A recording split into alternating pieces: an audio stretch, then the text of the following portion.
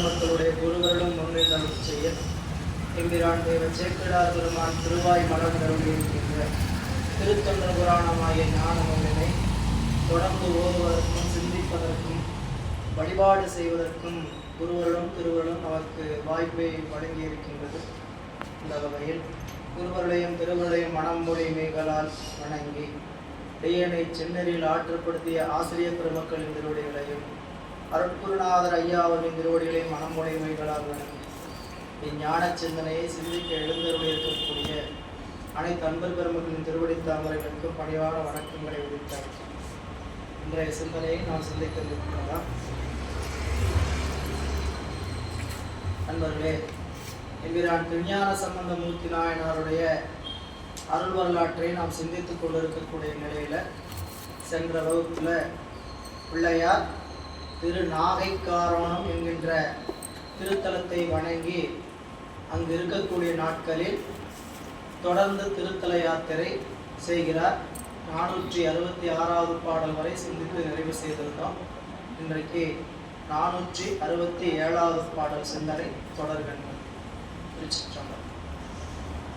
களிக்காணல் மருங்கணையும் கடல் நாகை அது நீங்கி கங்கை ஆற்று சுழிக்காணல் வேணியதம் பதிவலம் பரவி போய் தோகை மாதம் விழிக்காவி மலர்பரண கீழ்வேலூர் மலர்கடல் வணிந்து வணங்கி ஏத்தி மொழிக்காதல் மாலை புனைந்தருளி அங்கு அகன்றார் மூதூர் நின்றும். களிக்காணல் அப்படின்னா உப்பங்களியும் சோலையும் சூழ்ந்திருக்கக்கூடிய பகுதிக்கு களிக்காணல் என்று பெயர். கடல் பகுதி சார்ந்து இருக்கக்கூடிய பகுதி நாகப்பட்டினம். இந்த எல்லாமே துறைமுக பகுதி. அங்கே உப்பளங்களும் சோலைகள்னா இந்த தாழை என்று சொல்லக்கூடிய ஒரு வகை செடி அதுதான் இருக்கும். மற்ற மரங்களை பார்க்கறது இயல்பு. எனவே உப்பளங்களும் உப்பங்கடியும் சோலைகளும் சூழ்ந்திருக்கக்கூடிய களிக்காணல் மருங்கு அணை பக்கத்துல கடல் நாகை அது நீங்கி கடல் சூழ்ந்திருக்கக்கூடிய நாகைப்பட்டினம் நீங்கி கங்கையாற்று சுழிக்காணல் வேணிய கங்கை வந்து சுழித்து செல்லக்கூடிய சடையை உடைய பெருமான் எழுந்தருளி இருக்கக்கூடிய பதிப்பலவும் பரவி போய். இந்த திருத்தலங்கள்லாம் திருச்சிக்கல், திரு கண்ணாங்குடி, திருவாளியூர் பாடல் பெறாத திருத்தலங்கள். இந்த தலங்களுக்கெல்லாம் போயிருக்கலாம் என்பது உரையாசிரியருடைய குறிப்பு. சுழிக்காணல் வேணியதம் பதிபலவும் பரவி போய் தோகை மாதம் வெளிக்காவி பெண்களுடைய கண்கள் காவி மலர். அந்த காவி மணி காவி என்பது என்னன்னு கேட்டீங்கன்னா நீலோத்பவ மலர் என்று சொல்லக்கூடிய ஒரு கருப்பு நிறம் இருக்கு. அதாவது கருப்பும் நீளமும் கலந்திருக்கக்கூடிய ஒரு மலர். இந்த மலரை பொறுத்து சொல்றார் வெளிக்காவி மலர் பழனம். இது போன்ற மலர்கள் பூக்கக்கூடிய வயல்களை உடைய கீழ்வேலூர் விமலர் கடல் வணங்கி. கீழ்வேலூர் இன்னைக்கு கீவளூர் என்று அழைக்கக்கூடிய திருத்தலங்க. இறைவனுடைய திருநாமம் கேடலியப்பர், இறைவனுடைய திருநாமம் வடமுலை நாயகி.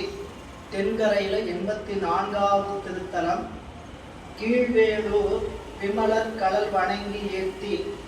திருத்தலத்தில் பாடிய திருப்பதிகம் மின்னுலாவிய என்று சொல்லக்கூடிய 187வது திருப்பதிகம் நட்டராக பண்ண அமைந்திருக்கக்கூடியது. சம்பந்தமூர்த்தி நாயனாரும் அப்பரும் பாடல் பெற்ற திருத்தலம். இளந்தை மரம் தலமரம், தீர்த்தம் சரவண தீர்த்தம், அகத்தியருக்கு வலது பாத தரிசனம் காட்டிய திருத்தலம் என்று சொல்லப்படுகிறது. ஆதிசேடன், வசிஷ்டர், மார்கண்டேயர் வழிபட்டது. இந்த திருத்தலத்தை வழிபாடு செய்துட்டு அந்த திருத்தலத்து பெருமானை மொழிக்காதல் தமிழ் புனைந்து அங்கிருந்து புறப்படுகின்றார் கீழ்வேலூரிலிருந்து. அருகு அணையும் திருப்பதிகள் ஆணையெல்லாம் அங்கணரை பணிந்து போற்றி பெருகிய ஞானம் பெற்ற பிள்ளையார் எழுந்தருளும் பெருமை கேட்டு திருமருகு சிங்காட்டம் குடி நின்றும் சிறு தொண்டர் ஓடி சென்று அங்கு உருகு மனம் களி சிறப்ப எதிர்கொண்டு தம் பதிவுள் கொண்டு அடுத்தது திருநீலநக்க நாயனாரை சந்திச்சு இப்பதான் புறப்பட்டு வெளியே வந்தார். அங்கு அடுத்த திருத்தலமாக இருக்கக்கூடிய தலங்களை வழிபாடு செய்து வருகின்ற பொழுது பல தலங்களை வழிபாடு செய்து கொண்டு செங்காட்டங்குடி வருகிறார். செங்காட்டங்குடி எம்பிரான் சிறுத்தொண்ட நாயனார் திருவதாரம் செய்திருக்கக்கூடிய திருத்தலம். அவருடைய வரலாறு இனி பின்னால் வர இருக்கக்கூடியது. எம்பிரான் சிறுத்தொண்ட நாயனார் செங்காட்டங்குடி என்கின்ற திருத்தலத்திலிருந்து பிள்ளையார் எழுந்தருளுகிறார் என்ற செய்தியை கேட்டு விரைந்து ஓடி வந்து சொல்கிறார், அருகணையும் திருப்பதிகள் ஆணையெல்லாம் அங்கணரை பணிந்து போற்றி தலங்களை வணங்கி கொண்டு பெருகிய ஞானம் பெற்ற பிள்ளையார் எழுந்தருளும் பெருமை கேட்டு தன்னுடைய தலத்துக்கு அருகாமையில் செங்காட்டங்குடி வரல, செங்காட்டங்குடிக்கு அருகாமையில் வந்து கொண்டிருக்கின்றார். தன்னுடைய திருத்தலத்துக்கு அருகாமையில இப்படிப்பட்ட பெருகிய ஞானம் பெற்ற பிள்ளையார் வருகின்றார் என்ற அந்த செய்தியை கேட்டு, இந்த செய்தி நல்ல செய்தி, இந்த நல்ல செய்தியை கேட்பதற்கும் நம்ம இடத்துல நல்லூர் இருக்கும். காதுக்கு வந்து நல்ல செய்தி விடணும்னாவே நல்ல ஊழல் இருக்கும். சரிங்களா? நம்மளை கூப்பிட்டு ஒரு வழிபாடு இருக்குது அப்படின்னு சொல்றது கூப்பிடுறான்னு வச்சுக்கேன், நாட்டு ரீச்சபிள்லே காலையிலேருந்து வழிந்துன்னு வச்சுக்கேன், சொல்ல முடியுமா? வராது. இது என்ன நல்ல ஊழல் இல்லைன்னு அர்த்தம். வந்து நம்மளுக்கு செய்தி சேரலைன்னா நல்லூழ் இல்லை. சரிங்களா? ஏன்னா இறைவன் வினைக்கு தகுந்த மாதிரி உயிரினுடைய அறிவை செலுத்துகிறார் என்பதை நம்ம பல முறை பார்த்தாச்சு. சரிங்களா? அது திருவருளை நோக்கிய பயணமா இருந்தாலும் அப்படித்தான். சரிங்களா? நீங்க திருவருளை நோக்கி தானே வந்துட்டு இருக்கிறேன், எனக்கு அப்படின்னாலும் திருவருளையுமே உடனே எல்லாவற்றும் ஒரு சேர அனுபவித்து விட முடியுமான்னு கேட்டா முடியாது. திருவருளை நோக்கி தான் நான் வரேன், எனக்கு வேற வாழ்க்கையில வேற விருப்பமே இல்லை, எனக்கு எல்லாம் திருவருள் தான், எல்லாம் கடமை முடிச்சாச்சு, திருவருளை தவிர வேற எனக்கு எந்த சிந்தனையும் அறிவில் இல்லை, நான் பெருமானை நோக்கி மட்டும்தான் போயிட்டு இருக்கிறேன்னே சொன்னால் கூட நல்ல ஊழ் இல்லாவிட்டால் அது தொடர்ந்து வராது. அதுக்கும் தடைவர், கண்டிப்பா தடைவர். சரிங்களா? ஏன் வினைப்பலனினுடைய வழிதான் இறைவனை விட்டார். இறைவனை நோக்கி போகும்போது கூட வினை தாக்கம் இருக்குமான்னு கேட்டா வினை தாக்கம் இருக்கும். வினை தாக்கம் எப்படி இருக்குன்னு கேட்டீங்கன்னா லேசா இருக்கும். அப்படியே அதுதான் திருவருட்பயனில் சொல்லும்போது சொன்னார், ஏன்ற வினை உடலோடு ஏகும். நாம் கொண்டு வந்த பிராரத்த வினை இந்த உடல் வழியாக அனுபவித்து கழிக்க வேண்டும். இடையேறும் வினை தோன்றி, இடையில வினை வந்துச்சுன்னா ஆகாமியம் தோன்றிய தன்றால் அருளே சுடும். இறைவன் செய்யற கருணை என்னன்னு கேட்டீங்கன்னா, இறைவனை நோக்கிய பயணத்துல தான் விருப்பத்தோடு இருக்கிறேன்னா ஆகாமியம் ஏறாம பார்த்துக்குவேன். சரி, உழைச்சுக்கோ தம்பி, செய்ய உனக்கு என்ன வேண்டாம், அடுத்த பிறப்புக்கு விதையாக இருக்கக்கூடிய ஆகாமியவனை வேண்டான்னு விட்டு வைப்பாரே தவிர பிராரத்த வினையை கழித்துத்தான் தீரணும். அப்ப பிராரத்த வினை எப்படி வந்து தாக்கும் கேட்டீங்கன்னா வாசனை அளவில் வந்து தாக்கிச்சு. சரிங்களா? அந்த வினைக்குரிய பலனை முழுமையாக தராது, வாசனை அளவில் வந்து தாக்கிச்சலும். நீங்க குற்றவாளி இல்லைன்னு தெரியுது, இருந்தாலும் வந்து கையெழுத்து போட்டு போயிருக்கிறேன். ஸ்டேஷன் வரைக்கும் வந்து சும்மா ஒரு மணி நேரம் லாக்கப்பில் இருந்து மிச்சம்லாம் நான் பார்த்துக்கிறேன். உங்களை பற்றி எனக்கு நல்லா தெரியும். ஆனால் என்ன பண்ணுறது, உங்கள் மேலே ஒரு புகார் வந்துருச்சு. சரிங்களா? இதை நம்ம நிரூபிக்கிற வரைக்கும் நான் என்ன பண்ணோம், உடனே வந்து ஒரு மணி நேரம் இருந்தார், வெயில் எடுத்தோம் அப்படின்ட்டு ஒரு வரைமுறை சொல்கிற மாதிரி இறைவன் நமக்கான வினைகளை ஊட்டுகின்ற பொழுது அவரவருக்கு உள்ளபடி, அவ்வளோதான், அவரவருக்கு உள்ளபடி ஈசன் அருளாலே அவரவரை கொண்டு ஏற்றுமானால், அவரவரை கொண்டு ஏற்றும் யார், நமக்கு யார் மூலமா அந்த வினை கொடுக்கணும் இறைவன் நினைந்திருக்கிறாரோ அந்த அவரவரை நல்லார் கொள்ளார் என்று நாடுவது ஏன்? அவங்கள போய் எனக்கு இதை செஞ்சுட்டீங்க அதை செஞ்சுட்டீங்கன்னு ஏப்பா நினைக்கிற? அவரவரை நல்லார் கொள்ளார் நாடுவது என் நெஞ்சமே எல்லாம் சிவன் செயல் என்று என், எல்லாவற்றையும் சிவன் செயல் என்று எண்ணுகின்ற மனப்பாங்கை கொள் அப்படின்ட்டு நமக்கு அறிவுறுத்துகிறார் சிவபோகசாரத்தில். எனவே இங்க பிள்ளையார் அவர்கள் எழுந்தருளுகின்ற நல்ல செய்தியை கேட்டு அதான் சொல்கிறார்,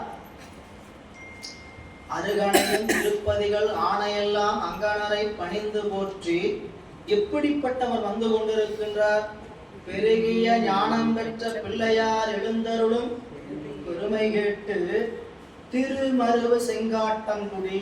இப்படிப்பட்ட செங்காட்டங்குடி திரு பொருந்தி இருக்கக்கூடிய செங்காட்டங்குடி.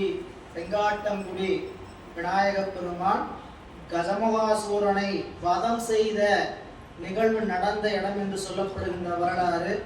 கஜமுகாசூரனாகிய அந்த யானை அரக்கனை அழித்த போது பறந்த குருதி, பறந்த அந்த ரத்தம் பறந்து எங்கி போனங்காட்டி அந்த காடு என்ன ஆயிடுச்சுன்னா செங்காடானதுனால செங்காட்டம் குடி என்று சொல்லப்படுகின்ற திருத்தலம். இந்த திருத்தலத்துக்கு திருப்பெயர் அப்படி சொல்ல வரலாறு சொல்லப்படுகிறது. இறைவனுடைய பெயர் ஆத்திவனநாதர், இறைவியினுடைய பெயர் சூழிகாம்பாள். தென்கரையில 79வது திருப்பதிங்க. தலமரம் ஆத்தி. 9 தீர்த்தங்கள் இந்த திருத்தலத்தில் உண்டு.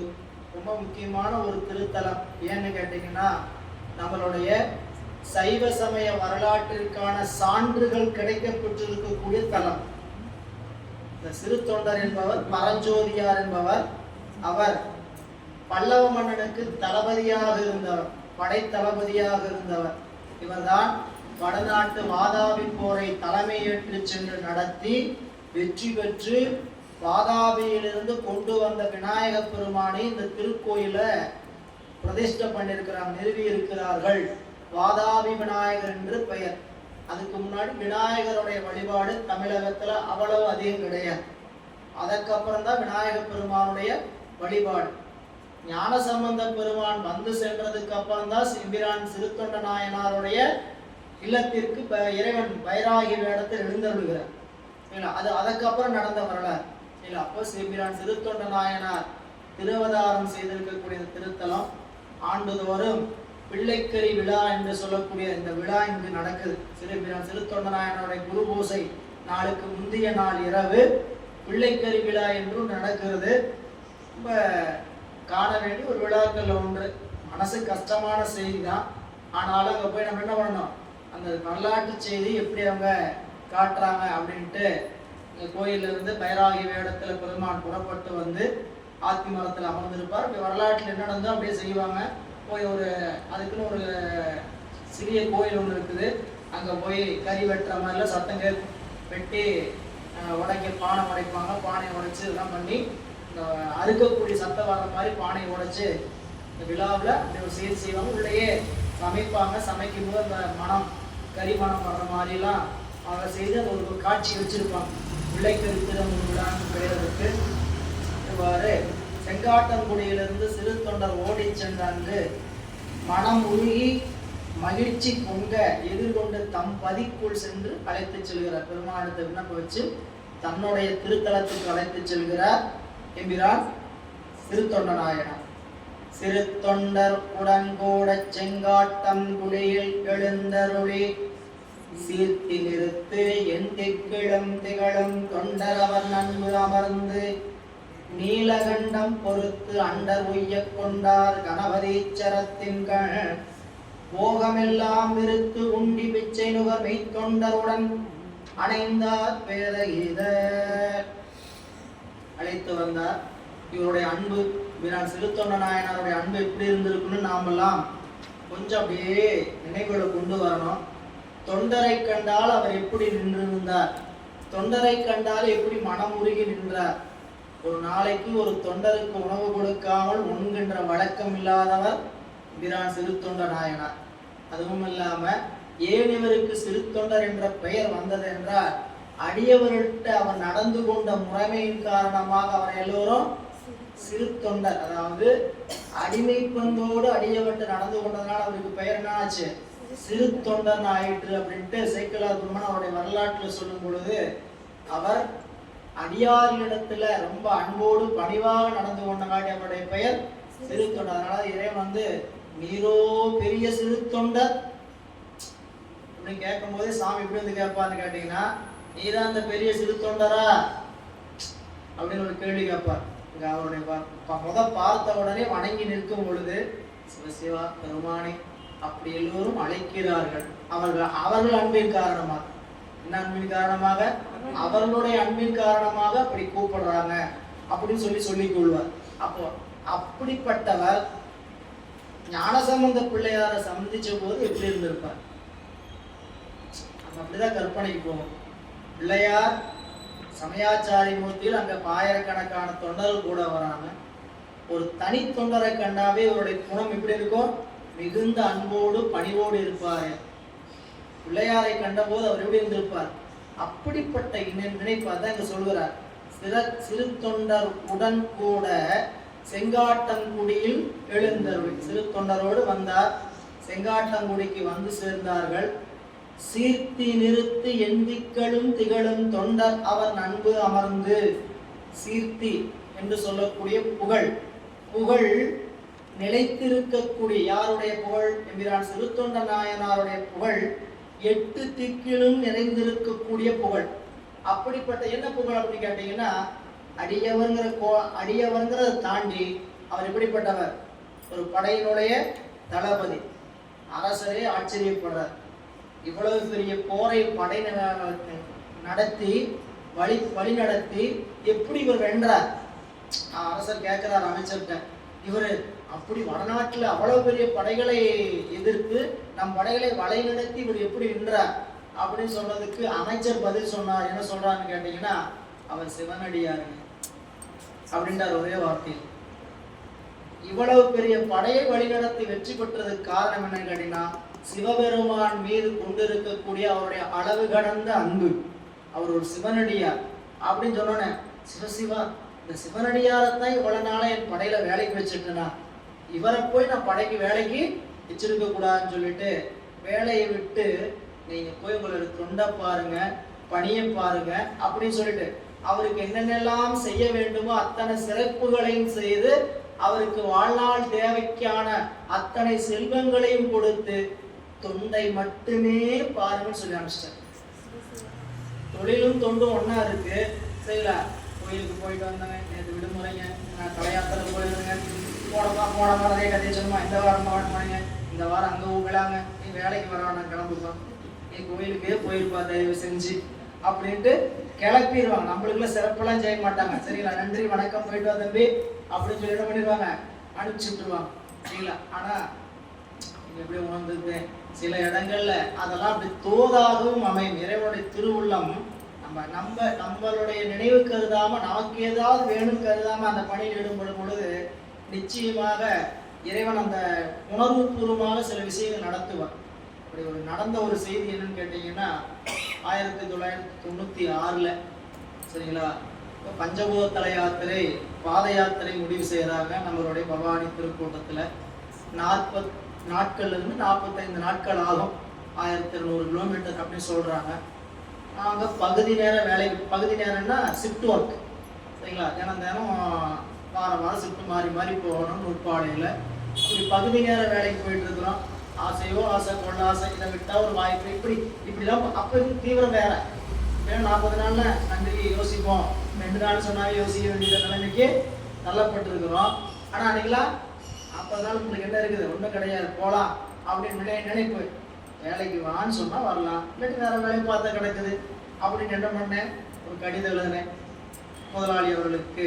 இந்த மாதிரி நாங்கள் பவானி திருக்கூட்டத்தின் சார்பாக 40 நாட்கள் நாங்கள் இந்த மாதிரி பாத யாத்திரை போகிறோம், இந்த ஊருக்கு போகிறோம் அப்படின்னு சொல்லி எனக்கு தயவு செய்து 40 நாட்கள் விடுமுறை அளிக்குமாறு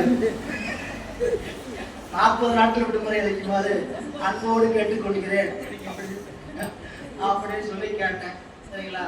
அவர் என்னன்னாரு, கையெழுத்து போட்டு இந்த 1 மாதத்துக்கான சம்பளம் பிடிக்கப்பட மாட்டாது, உங்களுக்கு கொடுக்கப்படும், நீங்க போயிட்டு வாங்க அப்படின்னு சொல்லி தியாகராஜன் அவருடைய பெயர். சரிங்களா? ஓபிளி மில்லுடைய எம்டி அவருடைய பெயர் தியாகராஜன். கைது போடும்போது தியாகராஜன் போட்டு கொடுத்தார். சாமி அப்படின்னு சொல்லிட்டு சரிங்களா, இல்லைன்னா போகாம அவர் லீவுக்கு விடுமுறை கொடுக்கல, போகாம இருக்க போறோன்னு ஐடியா இல்லை. வேலை இந்த வேலை விட்டா இன்னொரு வேலை, அப்புறம் பார்த்துக்கலாம், அதை பத்தி அப்புறம் யோசிப்போம் அப்படின்னு சொல்லிட்டு கிளம்பி பண்ணி போயிட்டு வந்தோம். சரிங்களா? அப்போ அதுக்கப்புறம் போயிட்டு வந்ததுக்கு அப்புறம் அங்க பணியில நடந்த மாறுதல்கள் எவ்வளவு சாமி இதுக்கான உயர்வு கொடுத்தார் அப்படிங்கிற நிலைப்பாடுல வேற, இந்த நிலைப்பாடே வேற. நான் அங்க போய் 93ல சேர்ந்தோம், 96க்கு அப்புறம் அங்க 2000 வரைக்கும் இருக்கிறோம். அங்க அதுல லிஃப்ட் அவங்க அடுத்தடுத்து அவர் நம்மளுடைய நிலைமையை புரிஞ்சுட்டு அவங்க ஒரு பொறுப்புள்ள நிலையை கொண்டு வந்தாங்க. என்னன்னு கேட்டீங்கன்னா, இறைவனுக்கான பணி என்படும் பொழுது இறைவன் அதற்கான தகுந்த நிலையை கொடுக்கிறார். சரிங்களா?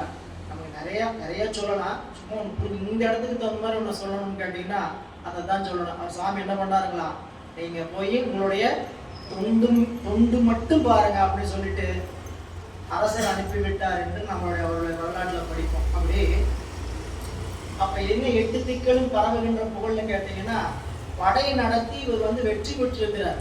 அது எல்லா நாட்டுக்கும் தெரியும், இந்த நாட்டுக்குன்னு இல்லை. அப்படியே தமிழகத்திலிருந்து பல்லவனுடைய படை வடநாட்டில் பெரும் போரை வெற்றி பெற்று, வாதாபி போர் என்பது பெரும் போர், நமக்கு வரலாற்றில் ஒரு முக்கியமான போர் வாதாபி போர். அந்த வாதாபி போரை வெற்றி பெற்று வந்தாருங்கிறது சொல்லும் பொழுது அவருடைய புகழ் 8 திக்கிலும் பரவி இருக்கிறது. யோசிச்சு பாருங்க, நம்ம ஐயா சொல்ற மாதிரி படையினுடைய தளபதி எவ்வளவு உயரம் இருப்பார், 7 அடி உயரம், ஆஜாடு பாகுவா, தடகாத்தலமா இப்படித்தானே இருப்பார். அவர் அடியாட்டு எப்படி நின்னாரா, அடியவன் அடியவன் ஏன்னு கேட்டீங்கன்னா பழச மறக்கவே முடியாது. இந்த வாசனாமலை என்ன பண்ணுன்னு கேட்டீங்கன்னா தொடர்ந்து வந்துகிட்டே இருக்கும் இல்லைங்களா, அறிவுக்குள்ள பற்றி கொண்டே இருக்கும்.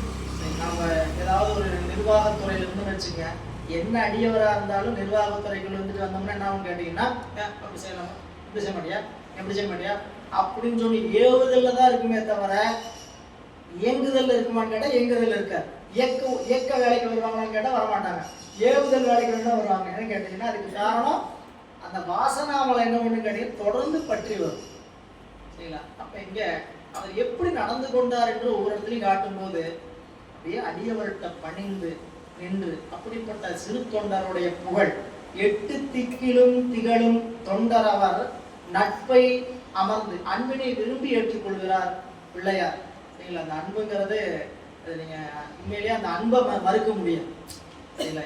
நம்ம வேண்டாம் வேண்டாம் நினைச்சுக்கிட்டே இருப்போம், அது வேண்டாம்னு சொன்னாலும் அந்த அன்புக்குன்னு போது வரும்போது என்ன கேட்டீங்கன்னா, சரி வேற என்ன நம்மகிட்ட எதிர்பார்க்குறாங்க, அன்பு தானே, அதை செய்யணும்னு தான் பார்க்குறாங்க, செஞ்சுட்டு போறாங்க விட்டு தோணுமே தவிர என்ன சொல்ல. அப்ப சொல்லும் பொழுது அன்பினை விரும்பி நீலகண்டம் பொறுத்து உய்யக்கொண்டார் கணபதி சற்கண் வேதகீதர் அணைந்தான்னு முடிக்கணும். எப்படிப்பட்டவர்கள், போகமெல்லாம் வெறுத்து உந்தி பிச்சை நுகர் மெய்த்தொண்டருடன் கூடி நீலகண்டம் பொறுத்தண்ட உய்யக்கொண்டார் கணபதி சித்தங்கன் வேதகீதர் அணைந்தார். பாட்டை எப்படி பொருள் செய்யணும்னு கேட்டீங்கன்னா, நன்கு அமர்ந்து அப்படிங்கிறத எடுத்துட்டு அதுக்கு அடுத்த வரி எது வரணும்னு கேட்டீங்கன்னா, போகமெல்லாம் வெறுத்து உண்டி பிச்சை நுகர் மெய்த்தொண்டருடன் கூடி நீலகண்டம் பொறுத்து அண்டர் உய்யக்கொண்டார் கணபதீச்சரத்தின் கண் வேத கீதர் அணைந்தார். போகமெல்லாம் வெறுத்து இப்படிப்பட்ட தொண்டரோடு சென்று செங்காட்டங்குடி பெருமான் ஊருக்கு பேர் தான் செங்காட்டங்குடி, கோயிலுக்கு பேரு கணபதீச்சரம், திருக்கோயிலுக்கு பேரு கணபதீச்சரம் என்று பெயர். அதனாலதான் கணபதீச்சரத்தானே திருமுறை பாடலின் திருமுறை பார்த்தீங்கன்னா ஞானசம்பந்த பெருமான் 2 பதிகம் பாடி இருக்கின்றார். 2 பதிகத்தை ஒரு பதிகத்தில் சொல்லும் போது கணபதீச்சரத்தின் கண் அமர்ந்த பெருமான் என்று கணபதீச்சரத்தானே நரைகொண்ட மலர்தூவி என்று சொல்லக்கூடிய திருப்பதிகத்துல இந்த கணபதீச்சரத்தானே என்று திருப்பதியில் பாடுவார். அங்கமும் வேதமும் ஓதும் நாவர் பதிகத்திலையும் கணபதீச்சரம் சொல்லுவார். இது கோயிலுடைய திருநாமங்க. அப்போ சொல்லுகிறார், போகமெல்லாம் வெறுத்து எப்படிப்பட்ட தொண்டரோடு கோயிலுக்கு போறார் அப்படின்னு கேட்டீங்கன்னா, போகமெல்லாம் வெறுத்து, போகம் வெறுத்தல்ல, போகம் எல்லாவற்றையும் வெறுத்து. அதனாலதான் மணிவாசகர் போகம் வேண்டி வேண்டிலே, போகம் வேணும்ட்டு உங்களோட கேட்கல, சாமிகிட்ட போய் இப்படி சொல்றார், போகம் வேணும்னா கேட்டேன், போகம் வேண்டி வேண்டிலேன், ஏதோ அதை கூட இதை கூட நினைக்கிறேன்னு வச்சிட்டீங்களா, புறந்தராதி இன்பமும் வேண்டிலேன். என்ன வேணும் அப்படிங்கும் போது என்ன சொன்னாருங்க, உடம்பு நடுங்கி நிற்கணும், கையை கூப்பி அஞ்சலி தலைக்கு மேல் இருக்கணும், கண்கள் தாரையாக மாறும். அந்த பாட்டில் அவர் கேட்டுக்கொண்டது, போகம் வேண்டி வேண்டிலேன் புறந்தராதி இன்பமும் ஏகனின் களல் இணையலால் இணையடையாதினேன் எம்பிரான் ஆகம் விண்டு கம்பம் வந்து குஞ்சி அஞ்சரிக்கனே ஆக என் கை கண்கள் தாரையார தாக ஐயனே. இதை மட்டும் முடுங்க சாமி அப்படின்னு. அதேதான் இங்க சொல்றார், போகம் வேண்டி, போகம் வேண்டும்னா என்ன, நமக்கு இருக்கிறத காட்டிலும் இன்னும் வேணும் வேணும் நினைத்து கொண்டே இருக்கிறதா போகம். இறைவன் கொடுத்துக்கிட்டே இருக்கிறார் போகம், ஒண்ணும் இல்லாம வச்சுட்டு இருக்கிறார். போகம் இல்லாம இருக்க என்ன, யாருக்காவது உடுக்கிறதுக்கோ உண்பதற்கோ உறங்குவதற்கோ இடம் இல்லாமல் சிரமப்பட்டு இருக்கிறோமா என்ன, அப்படியெல்லாம் வைக்கல, நல்லா வச்சிருக்கிறார் இறைவன். நல்லறிவு கொடுத்துருக்கிறார். நீங்க உலகத்துல கடைக்கோடி இருக்கிறவங்கள கடைசியா வறுமையில இருக்கிறவங்க நினைக்கூடாது. நம்மள திருமுறை படிக்க வச்சிருக்கிறாரு. திருமுறை படிக்கிற நமக்கு என்ன நிலைமை வச்சிருக்கிறார் அப்படின்னா, இடர்பாடுகள் வேறு. நம்ம உடம்புக்கு உடைக்கும் வாழ்க்கைக்கும் தேவையானது கொடுத்துருக்கிறாரா? நல்லா கொடுத்துருக்கிறார். கொடுத்திருக்கிறவர்கிட்ட அந்த போகமெல்லாம் இறைவன் கொடுக்கிறானே, இன்னும் போதவில்லை என்று கேட்பதுதான் ஆசை. சரிங்களா? நமக்கு இருக்கு அதான் சொல்ல, இருப்பது பெற்றது கொண்டுனர். மணிவாசன் என்ன சொன்னாரு? பெற்றது கொண்டு பிழையே பெருக்கி. பெற்றதுன்னா அவர் கொடுத்திருக்கிறார். அவர் கொடுத்ததை வச்சு இன்னும் இருக்கிறோம். அதை வைத்துக் கொண்டு அவரை வணங்குவதற்கான வாய்ப்பை பெறணும் அப்படிங்கிறது தான் மணிவாசன் அந்த பாட்டில் சொல்லக்கூடியது. எனவே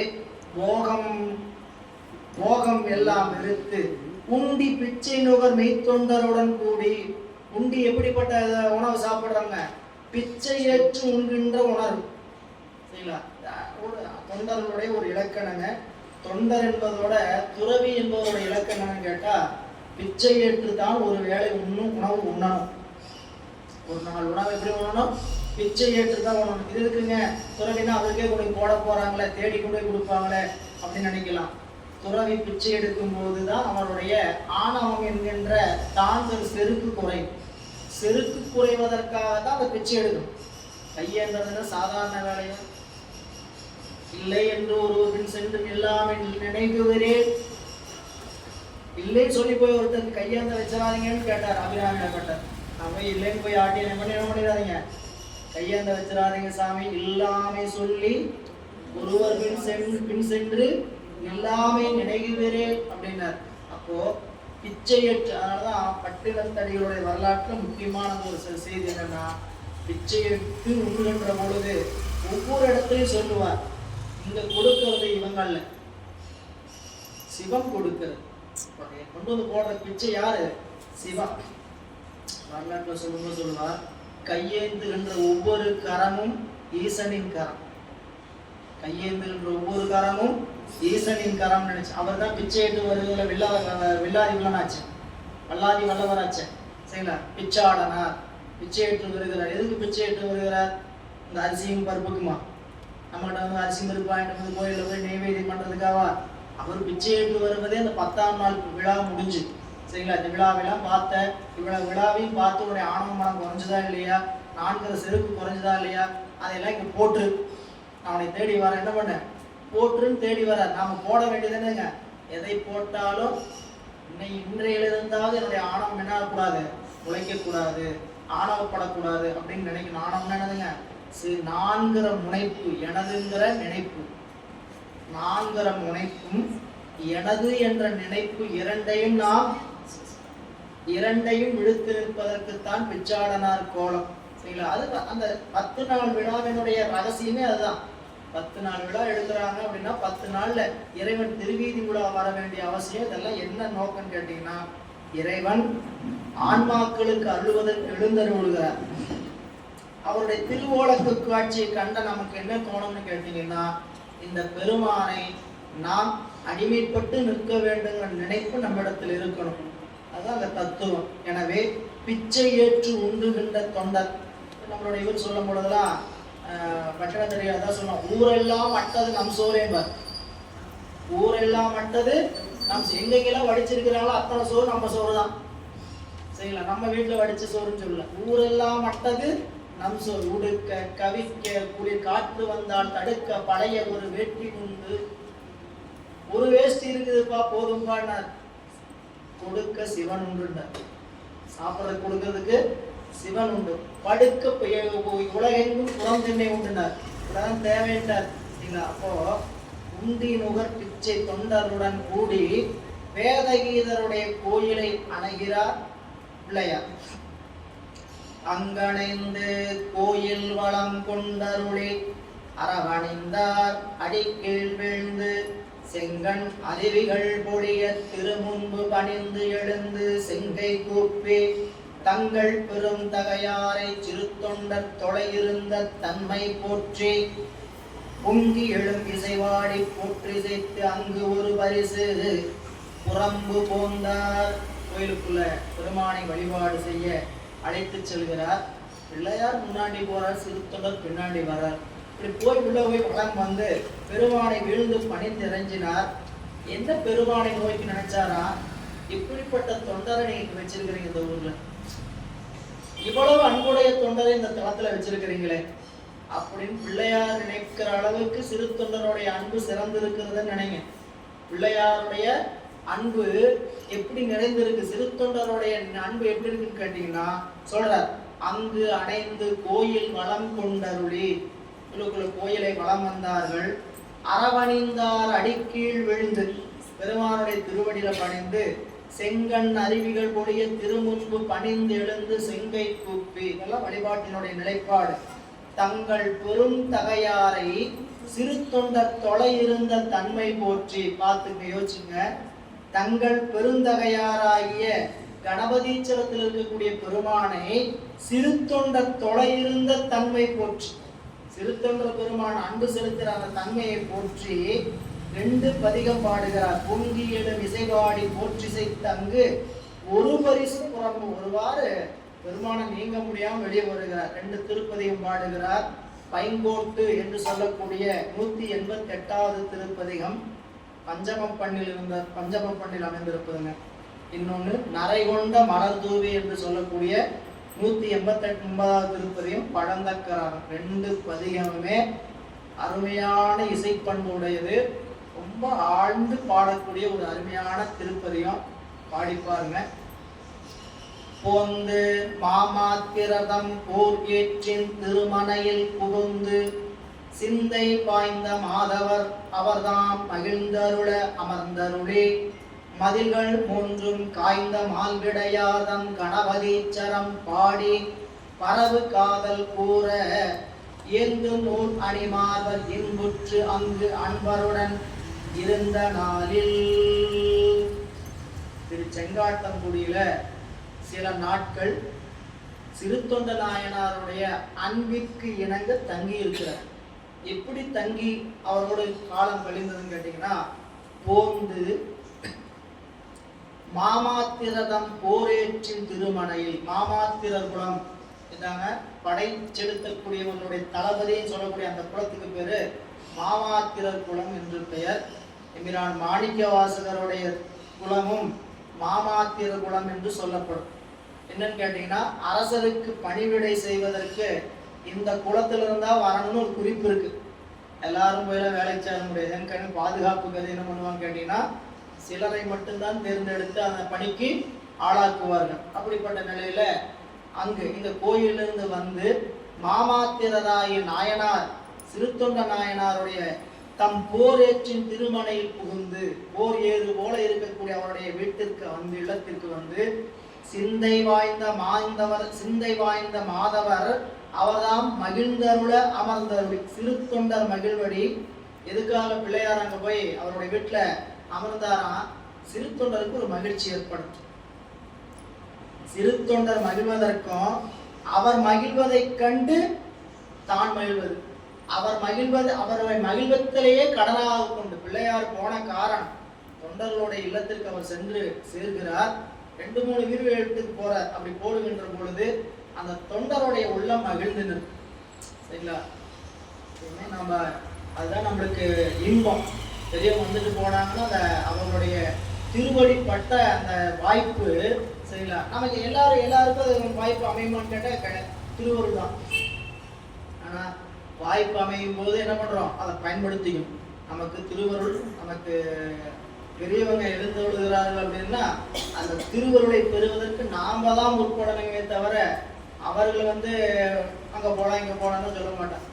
நமக்கு என்ன தோணணும், ஒரு தடவை நம்ம வழிக்கு வந்துட்டு போயிட்டா பரவாயில்ல அப்படின்னு நம்ம நினைக்கணும். குருநாதன் ஞானாசிரியர் என்ன நினைக்கணும், அப்படி நம்ம நினைக்கணும். இதெல்லாம் அந்த அருள் உள்ளம் இருக்கக்கூடிய அந்த பெரியவர்களுடைய நினைப்பு நம்ம மேல இருக்கணும். சரிங்களா? அவங்க வேறுபாடெல்லாம் பார்க்க மாட்டாங்க. நீங்க முதல் ஒன்றெல்லாம் தெரிஞ்சுக்கணும். இவங்க விட்டு இவங்க கூப்பிட்டா போகலாம், இவங்க கூப்பிட்டா போகலாம் அப்படின்லாம் ஒருபோதும் நினைக்க மாட்டாங்க. நாங்கள் திருநடாவில் குருநாதரை ஒரு 3 நாள் வரிசையாக அழைச்சிட்டு போனோம். அவர் அதுக்காகவே வந்தார். பவானியில் ஒவ்வொரு அன்பர் வீட்டுக்கும் போகணும் கேட்குறாங்கிறதுக்காக அவர் என்ன பண்ணார், 3 நாள் அங்கேயே தங்கியிருந்தார். எதுக்கு? காலையில் எழுந்து பூசை முடிச்சாருன்னா ஒவ்வொருத்தர் வீட்டுக்கு வண்டியில கூப்பிட்டு போக வேண்டியது, வழிபாடு செய்ய வேண்டியது, இப்படி அன்பர் வீட்டுக்கு போறதுக்காக ஒரு வாய்ப்பு செஞ்சது. சரிங்களா? நம்ம ஐயாவும் அப்படித்தான். ஆயுத பூஜைங்கிற ஒரு நாள்ல காலையில இருந்து மாலை வரைக்கும் அன்பர்களோட இல்லத்துல பூசை நடத்துவாங்க. பேருக்கு சொல்லி வச்சிட்டாங்கன்னா அத்தனை வீட்டுக்கு இன்னைக்கெல்லாம் ஒரு 2-3 ஆண்டுகளா வர்றதில்லை. சரிங்களா? கொரோனாவுக்கு அப்புறம் வரதில்லை. எல்லாம் பனிச்சூழல் காரணமாக அப்படியே அது நின்று போச்சு. ஆயுத பூஜைன்னா காலையில் தொட்டு சாயங்காலம் வரைக்கும் என்ன பண்ணுவாங்க கேட்டிங்கன்னா, இரவு கடைசியாக சிவமுகத்தில் வந்து பூசை போடுற வரைக்குமே ஒவ்வொரு வீட்டுக்காக போய் பூசை போட்டுருவோம். சரி, அந்த அவங்க வரணும்ட்டு நினைப்பு, அடியார்களுடைய நினைப்பு, அந்த நினைப்பு தான் நமக்கு திருவருள். குருவருளிலேயே திருவருள், குருவருளை நோக்கி தான் திருவருளை தவிர குருவருள் கொண்டு போய் அங்கே சேர்த்து. எனக்கு இங்க இந்த வாய்ந்த மாதவர் அவர்தான் மகிழ்ந்தருள அமர்ந்தருளி மதிகள் 3 வென்ற காய்ந்த மால் திருமாலை விடையாக கொண்டிருக்கக்கூடிய பெருமான் வீற்றிருக்கக்கூடிய கணபதீச்சரத்தை சென்று பரவு காதல் கூற ஏந்து நூல் அணி மாதிரி இன்புற்று அங்கு அன்பருடன் இருந்த நாட்களில் சில நாள் அங்கிருந்து பெருமானை நாள்தோறும் வழிபாடு செய்கிறார். அப்படி நடக்கக்கூடிய நாட்கள்ல திருமருகள் நகரின் கண் எழுந்தருளி திங்களுடன் செங்கண் பாம்பு மருகும் நெடும் சடை மவுளி மாணிக்க வண்ணர் கடல் வணங்கி போற்றி உருகிய அன்பு உருகாதல் உள் அலைப்ப தெள்ளும் இசை உடனே கூட பெருகு தமிழ் தொடை சாத்தி அங்கிருந்தார் பெரும் புகழி பிள்ளையார்தாம். திருமருகள் திருத்தலத்திற்கு எழுந்தருளுகிறார். அவ்வாறு திருமருகள் திருத்தலத்துக்கு எழுந்தருளுகின்ற பொழுது திருமருகள் என்று சொல்லக்கூடிய நகரின் கண் எழுந்தருளி திங்களுடன் செங்கண் பாம்பு மருவு நெடுஞ்சடை மழுவுளி மாணிக்க வண்ணர் கடல் வணங்கி. அந்த சுவாமிக்கு மாணிக்க வண்ணர்னு பேர். திருமருகல் இருக்கக்கூடிய இறைவனுக்கு பெயர் மாணிக்க வண்ணர். அம்பிகைக்கு வண்டுவார் குழலி என்று திருநாமம். மருகல் என்பதுங்க ஒரு வகை வாழை மரம், கல்வாழை. அதனாலதான் திருத்தலத்துக்கு மருகல்லே பேர். மருகல் என்பது வாழை மரத்தில் ஒரு வகை. கல்வாழை இந்த திருத்தலத்தினுடைய தலமரம். லக்குமி தீர்த்தம் அமைந்திருப்பது சம்பந்தமூர்த்தி நாயனாரும் அப்பர் சுவாமிகளும் பாடல் பெற்ற திருத்தலம் இந்த திருத்தலம். அங்கு மாணிக்க வண்ணர் கடல் போற்றி உருகிய தென்கரையில 80வது திருப்பதிகம். உருகிய அன்புரு காதல் உள் அழைப்ப தெல்லும் இசை உடனே கூட பெருகும் தமிழ் தொடை சாத்தி அங்கிருந்தார் பெரும்புகழி பிள்ளையார். அதாவது அங்க பெருமானை வணங்கி திருப்பதியும் பாடின. இந்த திருப்பதியும் கிடைக்கல. அடுத்ததாக அற்புதம் நிறுத்த போறார். அந்த அற்புத திருப்பதியும் தான் கிடைச்சது. இப்ப வந்து முதல் முறை இறைவன் வழிபாடு செய்கின்ற போது பாடிய திருப்பதியும் கிடைக்கப்பெறல. இறைவனை போற்றி திருமருகல்ல இருந்து கொண்டு பெருமானை வழிபாடு செய்து கொண்டிருக்கக்கூடிய நிலை. அதான் சொல்றார், பெருகு தமிழ் தொடை சாத்தி பெரும்புகழி பிள்ளையார்தாம் அங்கிருந்தார் திருமருகலில் இருந்தார். இப்படிப்பட்ட சூழல்ல வேற ஒரு செய்தி, அதாவது வேற ஒரு அந்த கோயின்சிடென்டா ஒரே நேரத்தில் நடக்கக்கூடிய வேறு பக்கம் காட்சியை காட்டுறார் சேக்கிழார் பெருமான். பிள்ளையார் திருமருகல்ல இருந்து பெருமானை வழிபாடு செய்து கொண்டு மடத்தல தங்கி கொண்டு நாள்தோறும் வழிபாடு செய்து கொண்டிருக்கின்றார். அந்த சூழல்ல வேறு ஒரு சிந்தனை, வேறொரு கதையை, ஒரு வரலாற்று செய்தி ஒன்று உள்ள சேர்த்துகிறார் சேக்கிழார் பெருமான். அந்நாளில் ஒரு வணிகன் பதிகனாகி அணைவான் ஓர் கண்ணியையும் உடனே கொண்டு பொன்னார் மேறு சிலையார் கோயில் மாடு புறத்தில் ஒரு மடத்து இரவு துயிலும் போது மின்னார் வில் அயிற்று அரவு கவ்வுதலும் இழந்த விடவேகம் கடிது தலைமை கொண்டு ஏற தன் ஆவி நீங்கும் அவன் தன்மை கண்டு சாய இளம் கண்ணி நிலை தளர்ந்து சோர்வாள்.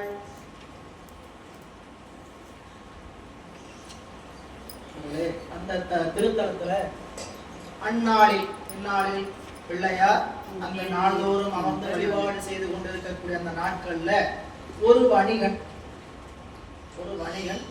பதிகனாகி, பதிகன் என்பது பயணி, வழிநடை செல்வம். பதிகனாகின்றதுங்க வழிநடை செல்வம். பயணியாக ஒரு கண்ணியையும் உடனே கொண்டு அணைவான். ஒரு பொண்ணையும் கூட்டிட்டு என்ன பண்றான், அந்த திருமருகளுக்கு வருகிறார். அந்நாள்ல ஒரு வணிகன் வழிப்பயணியாக ஒரு பெண்ணை கூட்டிக் கொண்டு திருமருகல் திருத்தலத்திற்கு வருகின்றார். அப்படி வருகின்ற பொழுது பொன்னார் மேருச்சிலையார் கோயில் மாடு புறத்தில், இறைவனுடைய திருமருகல் கோயில் புறத்தில் ஒரு புறத்தில் வெளிய புறத்துல ஒரு மடக்கு இரவு துயிலும் பொழுது, இரவு நேரம் ஆயிடுச்சு, இதுக்கு மேல ஒரு பெண்ணை கூட்டிட்டு பயணிக்க முடியாது, அவன் ஒரு காரணத்துக்காக புறப்பட்டான், ஏதோ ஒரு ஊருக்கு போலான்னு நினைத்து புறப்படுகிறான். அப்ப இடையில இரவு நேரம் வருது. அப்ப அந்த திருக்கோயில்ல ஒரு மடத்தில் இரவு தங்குகின்றார். தங்குகின்ற பொழுது மின்னார் வெள் ஐற்று அரவு கவ்வுதலும், மின்னார் அரவு அப்படின்னா மின்னல் போல வேகமா போகக்கூடிய பாம்பு. வேகம் இதுக்கு மின்னலுக்கு வேகம், உடனே மறைஞ்சு வேகமா நடந்து வேகமா போயிட்டா வாமா மின்னல் அப்படிங்கிற மாதிரி வேகமா நடந்து போகும்போது அந்த செய்தி சொல்ற மாதிரி மின்னல் போல வேகமா பாம்பு சென்று, அப்போ அந்த மின்னார் அரவு வெள்ளை பல் நல்லா வெள்ளயிற்று வெள் எயிற்று அரவு கப்புதல், அது என்ன பண்ணுதுங்களா அவனை கடித்து விடுகிறது. கிளர்ந்த விட வேகம், அதனால் பற்றிய விஷத்தினுடைய வேகம் கடிது தலைமை கொண்டேற வேகமாக தலைக்கு ஏறியது. தலையின் மேல் ஏறிவிட தன் ஆவி நீங்க அவனுடைய என்னாச்சு உயிர் போயிட்டு இருக்குது. உயிர் போயிட்டு இருக்குதுன்னா அந்த பாம்பு கடித்தவுடன் 7 சுற்று இந்த ரத்தம் பாயணும். ஒவ்வொரு சுற்றா போயிட்டு வரும். ஒவ்வொரு சுற்று நடக்கும் போது என்ன கேட்டீங்கன்னா ஒவ்வொரு தாதுக்களை உடம்புல இருக்கக்கூடிய சப்த தாதுக்கள் 7 தாதுக்கள், 7 தாதுக்கள் சேர்ந்துதான் அந்த உடம்பை இறைவன் கொடுத்துருக்குற. 7 தாதுக்கள்ல ஒவ்வொரு தாதுவா என்ன ஆகுங்க செயல் இழந்துகிட்டே வரும். அது அந்த செயல் இழக்கிறதுக்குள்ள போய் ரத்தம் வேகமா பரவாம இருக்கிறதுக்கு கட்டு செய்யலாம். பரபரப்பு ஏற்பாடாம இருக்கிறதுக்கு உதறக்கூடாது. இதெல்லாம் சொல்றது எதுக்குன்னு கேட்டீங்கன்னா உதறுவதனாலையும் படபடப்பாகிறதுனாலே ரத்த ஓட்டம் வேகமாகும். ரத்த ஓட்டம் இப்போ நீங்க பாம்பு தேள் கட்டு போடுறோம்னா விஷம் மேலாகாம இருக்குல்ல, ரத்த ஓட்டத்தை நாம் தடை செய்யும். வேகமா பாய ரத்த ஓட்டத்தை தடை செய்யும். இந்த ரத்த ஓட்டம் 7வது வேகம் ஏறுகின்ற பொழுதுதான் உயிர் பிரிகிறது. அப்போ ஒவ்வொரு சுற்றும் வரும்போது என்ன ஆகுதுன்னு கேட்டீங்கன்னா உடம்பில் இருக்கக்கூடிய ஆவி சோறும். சரிங்களா, முதல் சுற்று போகும்போதே அறிவுக்கு என்ன ஆயிடும், உடம்புல என்ன ஆயிடுன்னு கேட்டீங்கன்னா உடம்பினுடைய சோர்வு ஏற்படும். அப்புறம் உடம்பு நிறம் மாறுறது, அப்புறம் மூச்சு இறைக்க ஆரம்பிக்கிறது, கண் நெட்டுக்கிட்டு போறது. இந்த சூழல்லாம் வர இந்த மாதிரி ஒரு சூழல் அந்த வணிகனுக்கு பாம்பு பற்றி அந்த வேகமாக தலைக்கு அந்த விஷம் ஏறியவுடன் விடம் வேகம் கடிது தலை மீட்கொண்டு ஏற தன் ஆவி நீங்கும் அவனுடைய தன்மையை கண்டு, யாருங்க கூட வந்த தன்னுடைய அந்த பெண் யாருன்னு நம்மளுக்கு தெரியாது, இவனுக்கு அறிமுகப்படுத்த போற. கூட வந்த பெண்ணை அந்த பெண் பார்த்தாலாம் சாயல் இளம் கண்ணி நிலை தளர்ந்து சோர்வாளாகி, அவள் மயிலை போல சாயல் இளம் சாயல் உடையவள். அப்படியே அவனுடைய நிலைமையை கண்டு தளர்ந்து அப்படியே சோர்ந்து விடுகிறாள். அப்படின்னா அடுத்தவங்க என்ன சோர்ந்தாங்க அடுத்தங்களே சொல்ற. வாளரவு தீண்டவும் தான் தீண்டகில்லால் ஆகி மறுமாற்றம் மற்றொருவர் கொடுப்பார் என்றே ஆண் அறியேது அணையானை அணுக வீழ்ந்தே அசைந்த மலக்கொடி போல்வாள் அரற்றும் போது போர் உருவும் உள் அரசும் அணையா எல்லா கொள்கையினாலும் தீர்க்க குறையாததாக நீர் இரவு புலற்காலை மாலை வாச நெறிகுழலால் நெடிது அயர்ந்து புலம்புகின்றாள். அருமையான சொல்லாட்சி கையாளுற சேக்கிழார் பெருமான். வாளரவு தீண்டவும் தான் தீண்டகில்ல. பையன் கூட பொண்ணு இளப்பொண்ணு வரா, கையை தொட்டு பேசிக்கொண்டு கூட வரலைங்கிறது எவ்வளவு அருமையா சொல்றாரு பாருங்க. திருமணம் ஆகுறதுக்கு முன்பாக இருக்கக்கூடிய உறவு 2 பேருக்கு கண்ணின்னு சொல்லிட்டாரு. அங்க என்னன்னு சொல்லிட்டாருங்க, காலைன்னு சொல்லிட்டாரு. அவங்க திருமணமாகாத வணிகன் இவன் ஒரு கண்ணி அப்படின்னா 2 பேருக்கு இன்னும் திருமணம் ஆகல. அதனால எப்படி அந்த இறந்த ஆவி திரிந்து கொண்டு இருக்கிறவனை பார்த்து எப்படி எழுதலாம், வாளரவு தீண்டவும் தான் தீண்ட இல்ல. அது கூட தொட்டுட்டு போயிடுச்சு, தான் இன்னும் தீண்ட. இப்போ இறக்கக்கூடிய தருவாயாச்சே செய்யலாம், ஏதாவது தொட்டு அழுதாளா செய்யலாம், சில கட்டி பிடிச்சிட்டு அழுவாங்க. பிரிஞ்சு உயிர் போயிடுச்சுன்னா என்ன பண்ணுவாங்க, தாகத்தை துக்கம் தாங்க உடம்பு கட்டி பிடிச்சிட்டு வரும். இப்போ பாலரவு தீண்டவும் தான் தீண்டகில்லாராகி மறுமாற்றம் மற்றொருவர் கொடுப்பார் என்று. ஏமா என்னமாச்சு உனக்கு, என்னமாச்சுன்னு பக்கத்துல கேட்கறது கூட ஒரு ஆட்கள் கிடையாது. ஆறுதலை இல்லை, ஏன் என்று கேட்பார் ஒருவர் இல்லை. ஆறுதலை இல்லை, அடியேனுக்கு அன்பாக தேறுதலை சொல்வார் சிலர் இல்லை, திக்காரும் இல்லை. சொக்கேரின் தாளே துணை சாமி, எனக்கு உன்னை விட்டா யார் யார் இருக்கிறாங்க அப்படிம்பார் சொப்பநாத வெண்பாடு. ஆறுதலையும் சொல்றதுக்கு ஆள் இல்லை, அன்பார் என்று வார்த்தை பேசுறதுக்கும் ஆட்கள் இல்லை, கவலைப்படாத தேறுதலை சொல்வதற்கும் ஆள் இல்லை. உன்னை விட்டால் திக்காரும் இல்லை, வேற யாரும் திக்கற்றவருக்கு தெய்வம் தானே துணை. வழி போகாம முடியாம இருக்கிறவங்க யார் துணை? பெருமானை தவிர வேறு யார் துணை நிற்க முடியும்? செய்யல. அவன்தான் தனித்துணை. அந்த தனித்துணைன்னு சொல்லும் போது சேர்க்க அங்க மணிவாசல் சொல்லும் போது என்ன சொன்ன கேட்டீங்கன்னா, ஒப்பற்ற துணை. தனித்துணை என்ன?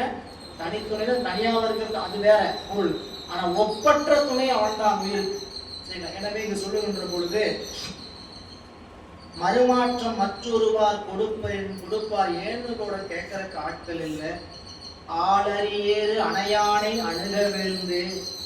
ஆணறி அப்படின்னாங்க நல்லா சிங்கம், ஆண் சிங்கம் போல இருக்கக்கூடிய அந்த அவனை அருகாமையில பக்கத்துல அருகில் விழுந்து அசைந்த மலர்கொடி போல் அரற்றுவார் போது, அதாவது ஒரு மலர்கொடி அசைந்தால் எப்படி இருக்குமோ அப்படி குழம்பி அழுது கொண்டு இருக்கிறார். அசைந்து அதை சொல்றார், அசைந்த மலர்கொடி போல் வாழ் அரற்றும் போது, அசைந்து வீழ்ந்த மலர்கொடி போல் அவன் அரற்றுகின்ற பொழுது கோளுரும் புல் அரசு. இந்த கோளுருமம் என்பது என்னன்னு கேட்டீங்கன்னா கொல்லும் இடி, கொல்லும் இடி. புல் அரசு என்பது கருடன். பாம்புக்கு எது பகை அப்படின்னு கேட்டீங்கன்னா இடியும் கருடனும். கீரி ஒரு பகை, ஆனா கீரி கட்டிப்பிடிச்சு போறனாலும் பாம்பு ஏறிவருக்கு என்ன ஆகாது, விஷம் ஏறாங்க.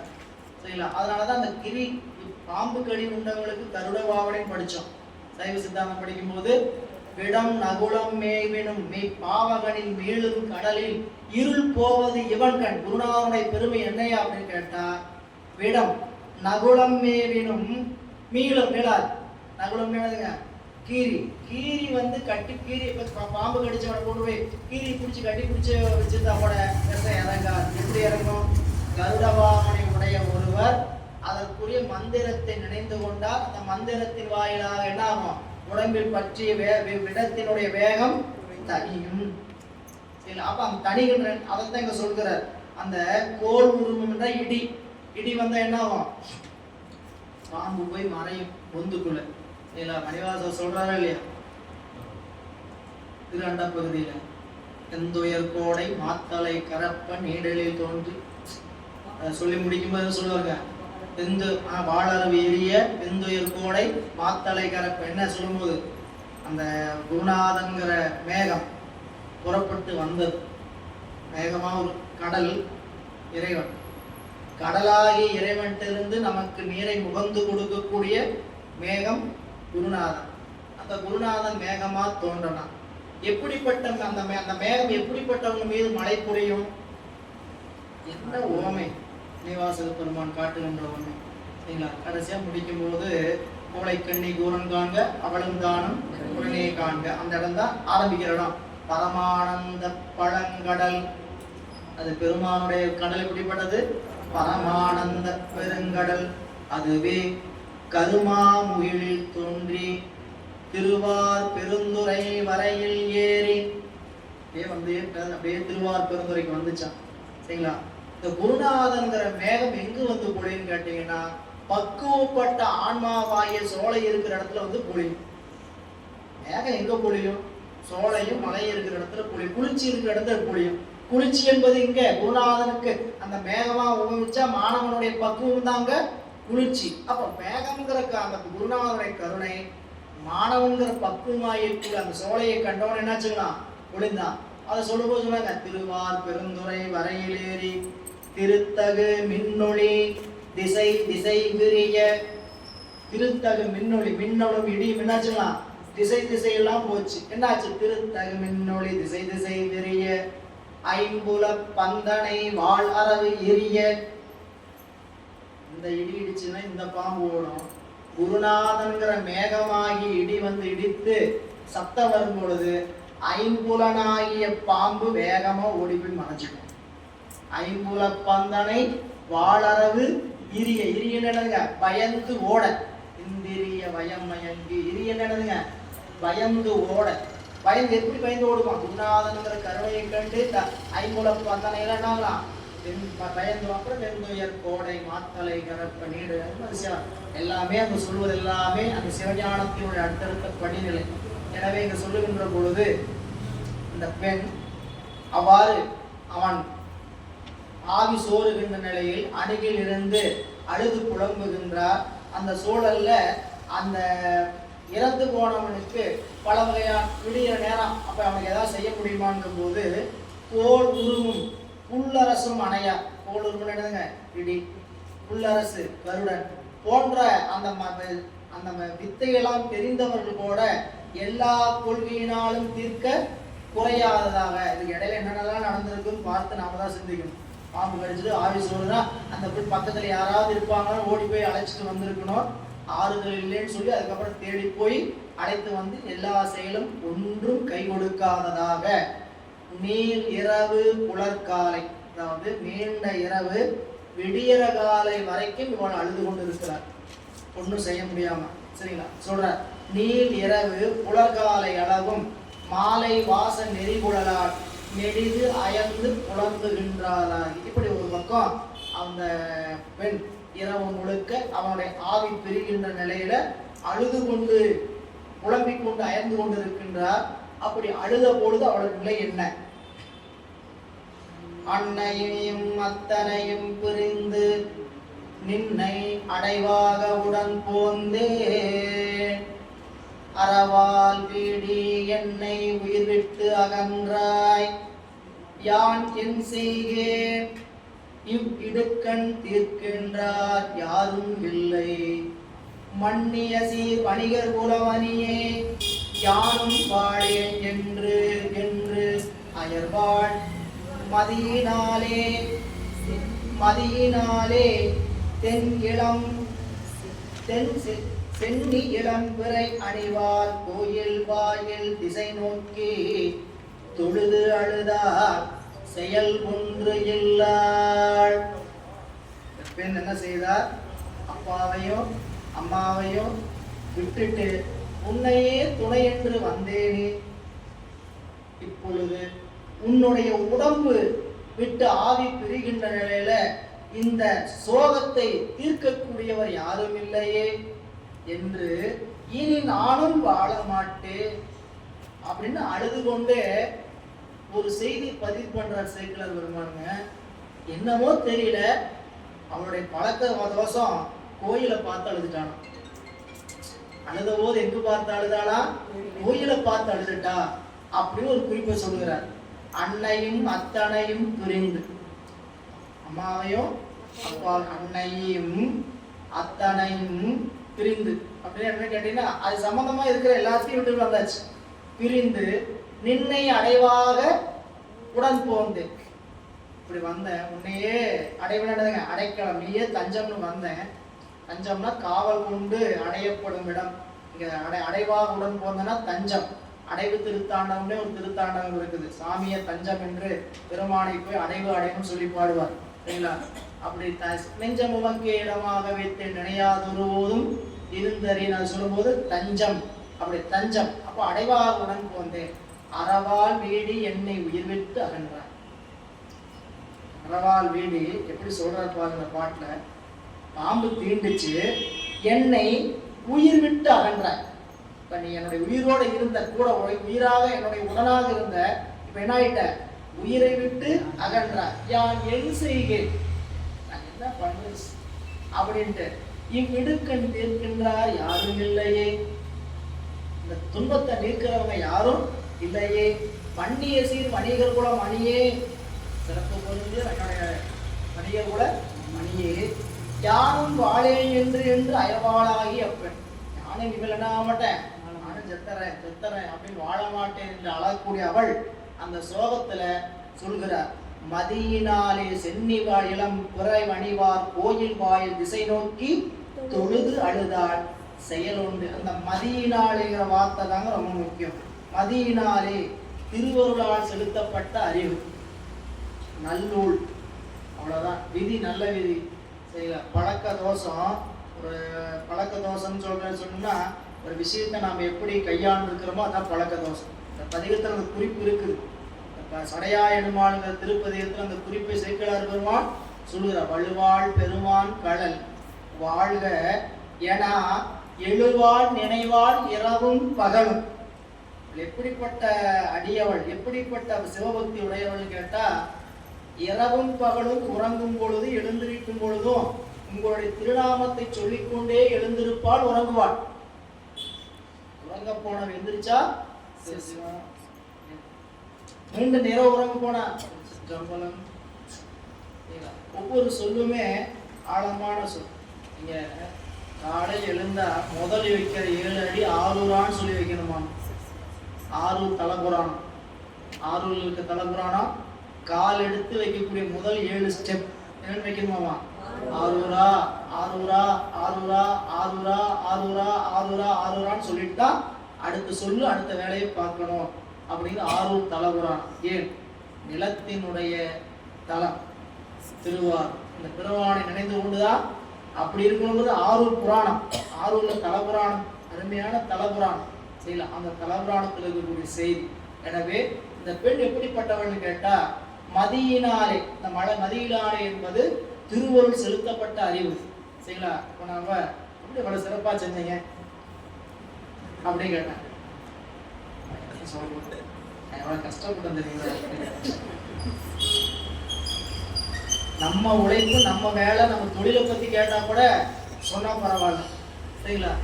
திருவருள் சம்பந்தப்பட்ட வேலையை பார்க்கும்போது கூட என்ன நினைப்பு சொல்லுன்னு கேட்டீங்கன்னா, நான் அங்கே இருந்தும் கஷ்டப்பட்டு சில பேருக்கு சேர்த்து கூட்டிட்டு வந்து தலயாத்திரை கூட்டிட்டு போய் எவ்வளவு சிரமப்படுறோம் தெரியுங்களா. நான் அந்த வேலையை பார்க்கறதுக்கு அப்படின்னு வச்சுங்க. என்ன சொல்றது, இறைவன் செலுத்தப்பட்ட விதியினாலே அறிவினாலே சரிங்களா. அந்த இறைவன் திருவருள் நீ அந்த நேரத்துல நம்மளுக்கு அந்த அறிவை ஏற்படுத்தல என்ன பண்ணுவீங்க சரிங்களா. திடீர்னு ஒரு ஆபத்து, ஒரு துன்பம் சரிங்களா. அந்த நேரத்துல இந்த துன்பத்துக்கு கை கொடுக்குற ஒருத்தர் இருக்கிறாரு. அவரை நினைக்கணும் சாமி அந்த நேரத்துல நினைக்க வச்சிருக்குமே சரிங்களா. கடைசியா எங்கேயாவது கொண்டு சேர்த்துவார். ஆட கடவுளே, அவரை போய் கேட்காம விட்டுமே இதுக்கு போய். அப்ப என்ன, துணை செய்யவில்லை திருவருள் நமக்கு. அது அந்த திருவருள் துணை செய்து நின்னாதான் வேணுங்கிற நேரத்துல வேணுங்கிறத கொண்டு சாமி டேக் பண்ணுவார். பார்ப்பா உனக்கு உனக்கு உனக்கு இதெல்லாம் அந்த அந்த நினைப்போடு பயணிக்கிறவங்களுக்கு தான் தெரியும். அந்த நினைனா அந்த சாமி இந்த இடத்தப்பா இந்த இடத்தப்பா அப்படின்னு பார். அது ஒரு அந்த ஒண்ணு மட்டும் இல்ல, வேலை நடக்கிறதுக்கு மட்டும் இல்ல, எந்த ஒரு செயலாக இருந்தாலும் இவ்வளவு இதா பண்ணி கொடுக்கணும்னு அவ்வளவு ஆத்மாத்மா செயல் நினைக்கிறது யார் நினைப்பான்னு கேட்டீங்கன்னா, பெருமானுடைய திருவருள் கை கூட்டும் சரிங்களா. அது நீங்க அந்த செயல் நடக்கும்போது தெரிஞ்சுக்கலாம். கண்டிப்பா இது நடந்தது யாருனால, சாமியினாலதான் நடந்தது. நம்ம முயற்சினால் நடந்தது. இவ்வளவு செவனவை நடந்திருக்காது என்று தெரியலான்னு கேட்டீங்கன்னா, நம்ம ஒரு கூட்டம் போடுறோம் சரிங்களா. ஒரு கூட்டம் போட்டு எல்லாத்தையும் வர வைக்கணும்னு ஆசைப்படுறோம். நல்லா நாமளும் சொல்றோம், கூட்டம் வந்தா தான் ஆச்சு. திருவருள் சம்மதம் இருந்தால் கூட்டம் வந்துடும். சம்மதம் இல்லைன்னா என்ன ஆகுதுங்க, அன்னைக்கு கூட்டம் வந்திருக்கு, மற்ற நாள் வந்திருக்கோம்.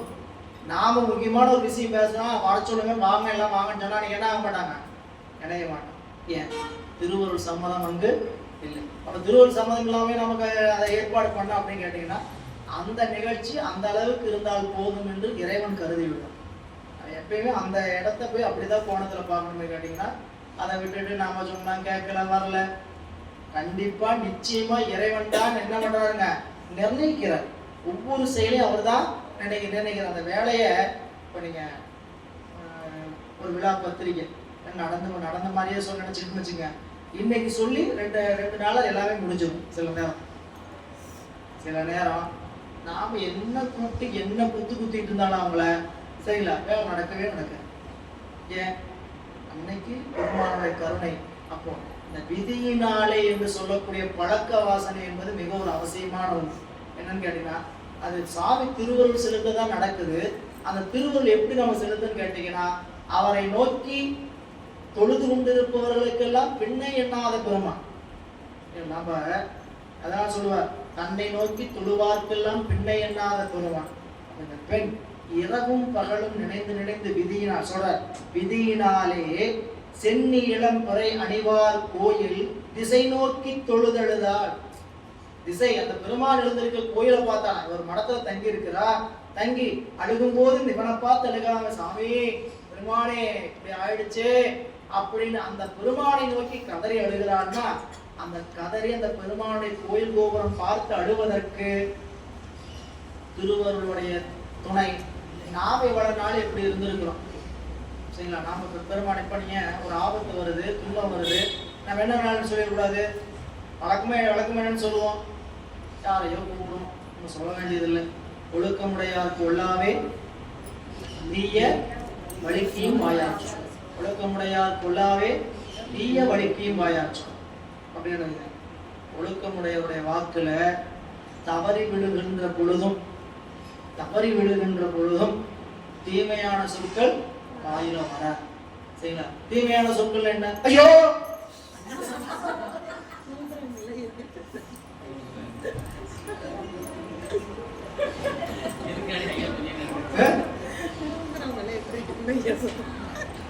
இப்படிதான் என்ன பண்ணுவான், இப்படி சத்தம் போடுவோம் சரிங்களா? சிவா முருகா அப்படின்னு வார்த்தை வரணும்னா எத்தனை காலம் பயிலணும் தெரியுங்களா? பயிலணும். ஒவ்வொரு முறையும் என்ன பண்ணணும், நான் நினைக்கிறேன் இந்த மாதிரி வேற வேலையில போனதான் சிவசிவான், இவங்களுக்கு தான் சிவசிவா தெரியுமா, எனக்கு தான் சிவசிவா தெரியும், இவங்க தான் சிவசிவா சொல்றான்னு காமிச்சுக்கிறாங்க அப்படின்னு நினைப்போம். உண்மையிலேயே அது ஒரு பயிற்சி, அது ஒரு பயிற்சி. அந்த மாதிரி ஒரு உணர்வுக்கு வந்துட்டீங்கன்னா, துன்பம் வருகின்ற எந்த கடுமையான சூழல், துன்பம் வர நேரம் இல்லை, எந்த மாதிரி சூழலா இருந்தாலும் நம்மளுடைய அறிவு என்ன எங்க நிற்கும், சிவசிவா சிவசிவான்னு இல்லை. இல்லாட்டி நான் கேட்டீங்கன்னா முன்னாடி சொன்ன மாதிரி தான், அவரை தான் கூப்பிடணும். அவரை கூப்பிட்டா என்னன்னா அவர் தான் வருவார், வேற யாரும் வருவார், அவரை கூப்பிட்டா அவர் தான் வருவார் சரிங்களா? அவருக்குரியவர் வருவாங்க. அந்த அம்மாவை கூப்பிடுறோம், அந்த அம்மாவை கூப்பிட்டீங்கன்னா அந்த அம்மாவுடைய மிஸ்டர் வருவார். அப்புறம் மிஸ்டரை பார்த்து நம்ம எவ்வளோ அப்படின்னு கேட்டுக்க வேண்டியதுதான். எனவே இங்கே திசை நோக்கி, திருக்கோயிலை நோக்கி, திக்கற்றவருக்கு தெய்வந்தானே துணை என்கின்றவரை திக்கில்லாத காரணத்தால பெருமானை நோக்கி அந்த பெண் கோயிலை நோக்கி எழுதுகிறார். எப்படி எழுதாருங்க ஒரு 2-3 பாடல் பதிவு செய்கிறார். அடியாராம் இமயவதம் கூட்டம் முய்ய அலை கடல்வாய் நஞ்சுண்ட அமுதே செங்கண் நெடியானும் நான் முகனும் காணா கோல நீளவிட அரவணிந்த நிமலா வெந்து பொடியான காமன் உயிர் ரதி வேண்ட புரிந்தளித்த புண்ணியனே பொங்கர் வாசக்கடியாரும் மலச்சோலை மருங்கு சூரும் கவின் மருகள் பெருமானே காவாய் என்றார் என்றும் மீண்டும் தொடர்கிறது. இதோட முடிக்கிற அந்த பெண். இது எல்லாமே திருப்பதிகத்தில் இருக்கக்கூடிய சொல். ஞானசம்பந்த பெருமான் இப்படிலாம் அழுதாள் புலம்பாங்கன்னா பாடி இருக்கிறாரு. பாடலை எடுத்து நம்ம காட்டுறார். அடியாராம் இமயவதம் கூட்டம் உய்ய அலைகடல்வாய் நஞ்சுண்ட அமுதே. அடியார்கள் எல்லாம், அடியாராம் இமயவரதம் கூட்டம், அடிமையாக இருக்கக்கூடிய இமயவர் கூட்டங்கள் எல்லாம் அவங்கெல்லாம் பிழைப்பதற்காக அலைகடல்வாய் நஞ்சுண்ட அமுதே செங்கண் நெடியானும் நான்முகனும் காணா, திருமாலும் பிரம்மனும் காண இயலாத கோல நீல வீடு அரவணிந்த நிமலா, பெருமானுடைய பெருமை. வெந்து கொடியான காமன் உயிர் நதி வேண்ட புரிந்தளித்த காமனுடைய உடலை இறைவனுடைய கண்ணழலால் காய்ந்தார். காமனையும் தன் கண்ணழலால் காய்ந்தாய் அப்படின்னு சொல்லி படித்தோம். அப்படி காமனுடைய உடம்ப சாமி நெற்றிக்கண்ணை திறந்து இருக்கிறார். ரதி வேண்ட மீண்டும் உடம்பை கொடுத்தார். எப்படிப்பட்ட உடம்பு கொடுத்தார்? சூக்கும உடம்பு செய்யலாம். எல்லோரும் காணும்படி தூள உடம்பு இல்ல, ரதி மட்டுமே காண்பதற்குரிய சூக்கும உடம்பு. அது எப்ப கொடுத்தாராம்? ரதி பலகாலும் வேண்ட. தேவையில்லாம அந்த டிரான்ஸ்பார்மர் மேல கை வச்சிட்டாங்க மாடு. நம்ம என்ன சொல்றாரு, ஏதோ பீஸ் கட்டை பிடுங்கும் போது ஏதாவது ஒயரை போடும்போது சாக்கடிச்சிருந்தா பரவாயில்ல இல்லைங்களா. எனக்கு எல்லா ஆற்றலும் இருக்கு, எங்க வந்து கை வச்சிட்டான், டிரான்ஸ்பார்ட் முன்னாடியே கை வச்சிட்டான் அப்படின்னு சாமி என்ன பண்ண வரம் கொடுத்த அந்த தலையிலே கையை வைக்கிறான். அவன் சாமி நினைக்கிறது வர வேண்டாம், தடுக்கப்பட்டிருக்கிறது. எல்லை மீறிய தடை தாண்டி போனோம்னா அப்ப என்ன சாமி என்ன சொல்லுவாங்க, அந்த புராணத்து வழியாக உணர்த்துவது என்னன்னு கேட்டீங்கன்னா, இறைவனை நோக்கி அன்பு கொண்டிருப்பவர்களுக்கு மன்மதன் காமன் வந்து தன்னுடைய செயலை ஆற்றக்கூடாது. அவனுக்கு ஒவ்வொருத்தருக்கும் ஒரு தொழில் கொடுக்கப்பட்டிருக்குது. அவனுக்கு ஒரு தொழில் கொடுக்கப்பட்டது காமன். அந்த தொழில் யாரை நோக்கியதுன்னு கேட்டீங்கன்னா, உலகியலை நோக்கி. உலகியலை நோக்கி உழல்பவர்களுக்கான வேலை வேலை சரிங்களா. சிவத்தை நோக்கி பயணம் என்ன பண்ணக்கூடாது, அந்த வேலை தன்னை வந்து கண்ணை திறந்த வந்து இடையூறு பண்ணிட்டாங்க சாமி அதை செஞ்சாரு. புராணத்தினுடைய தாழ்ந்த கருத்து என்னன்னு கேட்டீங்கன்னா, பெருமானை நோக்கி தொழுது நிற்கக்கூடிய அந்த தவத்தில் இருக்கிறவங்க யார் தடை செய்யக்கூடாது, காமன் வந்து தடை செய்யக்கூடாது. காமன் 5 கணை. நீங்க காமன் என்பது மன்மதன் என்பது உடம்பிச்சைக்காக மட்டுமல்ல சரிங்களா, மற்ற புலன்கள் வழியாக வருகின்ற விருப்பங்கள் மற்ற அனைத்தையும் சேர்த்ததுக்கு பேர் தான் அந்த இச்சை. எனவே அந்த இச்சை தோன்றுவதற்கு இவன் என்ன பண்ணக்கூடாது, வந்து துணை நிற்கக்கூடாது. யமனுக்கு எப்படி கட்டளையோ அப்படிதான் மன்மதனுக்கும் கட்டளை. எனவே சொல்கிறார், வெந்து பொடியான காமன் உயிரை ரதி பலகா வேண்ட பலகாலம் கழித்து அந்த புரிந்தளித்தங்களுக்கு அதுதான் பலகாலம் கழித்து புண்ணியன் அளித்த புண்ணியனே பொங்கர் வாச கடியாறு மலச்சோலை, நல்ல வாசம் மிகுந்த மலச்சோலைகளை உடைய மருங்கு சூடும் கவின் மருகள் பெருமானே காப்பாத்து காவாய் அப்படின்னு காப்பாற்று, காவாய் கனகத்திரளே போற்று, காப்பாற்றுங்க சாமி அப்படின்னார். அப்படின்னு சொல்லி அந்த பெண்ணை புலம்புகிறார். வந்தடைந்த சிறுமறையோன் உயிர்மேல் சீறி வரும் காலன் பெரும் கால வலயம் போலும் செந்தருகன் வெள்கீற்று கரிய கோலம் சிதைத்துருள உதைத்தருளும் செய்ய தாடா இந்த விட கொடுவேகம் நீங்குமாறும் யான் இடுக்கண் புலி நின்று ஏறுமாறும் அந்தி மதி குழவி வளர் செய்ய மேனி அணிதர்கள் பெருமானே அருளாய் என்றும். முதல்ல காவாய் அப்படின்னா காப்பாத்துங்க. அடுத்தது அருளாய். காவாய் காப்பாற்றுங்கிற சொல்லு, காப்பாற்றுறதுக்கு அப்புறம் என்ன பண்ணோம், அருளைச்சு அத குழியில முழுகாம குடிச்சாச்சு சரிங்களா. அடுத்தது ஏத்தி விட ஐயா, மேல விழுகிறவர் குடிச்சாச்சு. இப்ப அடுத்து என்ன பண்ணா, அப்படியே குடிச்சு தொங்கிட்டே இருக்கிறதா, ஐயா ஏத்தி விடுங்க ஐயா. காவாய்ங்கிறதுக்கு அருளாய்ங்கிறதுக்கான இந்த வேறுபாடு. அருளாய் என்ன சொல்லி அருளாய்ங்கிற, வந்தடைந்த சிறுமறையும் மார்கண்டேயன் உயிர் மேல் சீறி வரும் காலம், உயிரை எடுக்க வருகின்ற கூற்றுவன் பெரும் கால வலயம் போல். அவனுடைய கால வலயம்ங்கிறது வாழ்நாளை முடித்து உயிரை பிரித்து கட்டுகின்ற கயிறு சுருள். அதான் கால வலயம் போலும்னா என்ன கேட்டீங்கன்னா, வாழ்நாளை முடித்து உயிரை பிரிக்கும் கயிற்று சுருள் போன்ற இது அந்த பாம்பு. அந்த பாம்பு எப்படி வந்ததுன்னு கேட்டீங்கன்னா, வாழ்நாளை முடித்து இறுக்கி கட்டுகின்ற கயிறு போல வந்துடலாம், பிரித்து உயிர் கட்டுகின்ற. அதான் சொல்றார், வரும் காலம் பெரும் கால வலயம் போலும் செந்தரு கண் சிவந்த கண்களையும் வெள்ளை பற்களையும் கரிய கோலத்தையும் சிதைத்துருள உதைத்தருளும் செய்ய காலம். யமன் எப்படி வந்தான் அப்படின்னு கேட்டீங்கன்னா, பாசக்கயிறோட வர்றான். அந்த பாசக்கயிறோடு வந்த அந்த யமன் எப்படி இருந்தான்னு கேட்டீங்கன்னா, செந்தரு கண் சிவந்த கண். அவன் பல்லெல்லாம் எப்படி கரு அந்த வெள்ளைப்பல் வெள்ளையிற்று இவற்றையெல்லாம் உடைய அந்த கோலத்தை சிதைத்து உருள திருக்கடவுள் நடந்த வரலாறு செய்ய தாளா சிவந்த திருவடியை உடையவனே இந்த விடக்கொடு வேகம் நீங்குமாறு. இந்த விஷத்தினுடைய வேகம் என்ன ஆகணும், நீங்க வேண்டும். அது மட்டுமல்ல, யான் இடுக்கண் குழி நின்று ஏறுமாறு. இந்த விஷம் நீங்கினாத்தான் நான் என்ன பண்ண முடியும், நான் துன்பங்கிற குழியிலிருந்து மீள முடியும். 2 சொல் சொல்றாரு பாருங்க, இந்த விடக்கொடு வேகம் நீங்குமாறும் யான் இடுக்கண் குழி நின்று ஏறுமாறு.